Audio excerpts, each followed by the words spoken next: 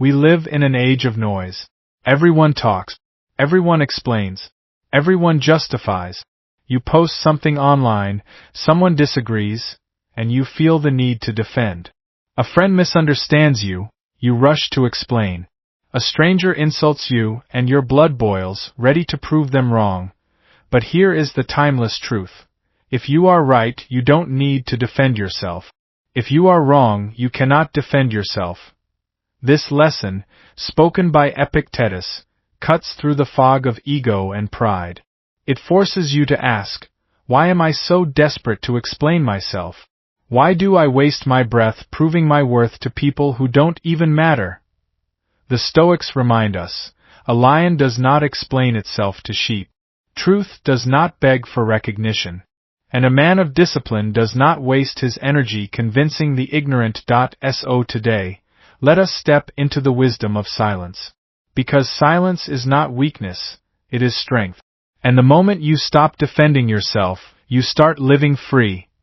Section 1. The weight of silence. Why do we defend ourselves? Because we fear judgment. We fear being seen as wrong, misunderstood, or weak. But here's the paradox. The more you defend yourself, the weaker you look. Think about it. A man constantly explaining himself is not seen as strong. He is seen as insecure. The Stoics called this slavery of the mind, living chained to the opinions of others. Seneca once wrote, "It is not the man who has too little, but the man who craves more, who is poor." Replace more with approval, and the truth emerges. It is not the man who has too little validation that is weak, but the man who constantly craves it. True silence is not empty, it is full of power. Silence means you know your worth. Silence means you no longer perform for an audience that does not deserve you. And silence means you choose your battles, because not every insult deserves a war. Section 2. The trap of validation. Scroll through social media and what do you see? Millions of people screaming into the void. Explaining, debating, justifying, defending, every second of the day. We've been trained to believe that every thought must be defended. Every action explained. Every choice justified. But here is the brutal truth. No one really cares. The world is too busy with its own insecurities to judge you as much as you think. The audience you are trying to please is not even paying attention. Marcus Aurelius wrote in Meditations, "We all love ourselves more than other people, but care more about their opinion than our own." Think about that. You put strangers above yourself. You defend your worth in front of people who will not remember your name tomorrow. Defending yourself online, in arguments, in gossip, it does not make you stronger. It makes you a slave to noise. And the Stoic answer is simple: detach. Withdraw. Let go. Section 3. The inner fortress. Imagine yourself as a fortress. Strong walls, unshaken by storms, standing tall against attacks. Inside the fortress lies your mind, your principles, your truth. When someone insults you, criticizes you, misjudges you, they are simply throwing stones at the wall. If the wall is strong, it does not break. It does not explain. It does not beg. It simply stands. Epictetus taught, if someone speaks ill of you, the only thing you should do is consider whether it is true. If it is true, accept it, improve. If it is false, ignore it, for it does not belong to you. The fortress does not lower its gates for every traveler, and you must not lower your dignity for every fool. Section 4. The rude and the foolish. Let's talk about disrespect. The rude coworker. The bitter friend.